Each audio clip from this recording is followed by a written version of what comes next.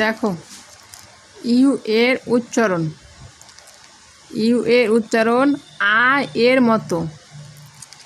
You থাকলে ওখানে আ এর মতো উচ্চারণ করবে। দেখো N U T nut, nut এর বাংলা অর্থ হলো বাদাম। T U V tab, tab এর বাংলা অর্থ হলো বালতি। B U T but, but এর বাংলা অর্থ হলো কিন্তু। আর ইউ জি রাগ, রাগ এর উচ্চারণ হলো কম্বল।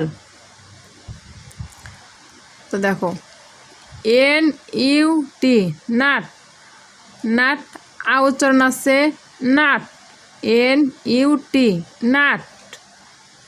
নয় আকার ট নাট, এখানে আ এর উচ্চারণ হলো আয় আকার, আয়ের উচ্চারণ হলো, তাহলে নাটের বাংলা অর্থ হলো বাদাম।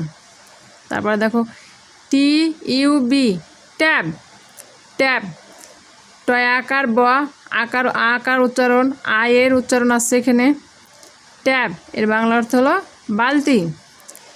B U T but, but আয়ের উচ্চারণ আছে আর আ থাকলে বাংলাতে আকার আছে, তাহলে হলো বাট বা আকার ট বাট, আকার উচ্চারণ হয়েছিল। বাটের বাংলা অর্থ হলো কিন্তু। আর ইউ জি রাগ, রাগের বাংলা অর্থ হলো কম্বল। রয় আকার গ রাগ আকার আসছে আর ইংরেজিতে ইউ আর বাংলাতে আকার আসছে, তাহলে আ এর মতো উচ্চারণ হলো।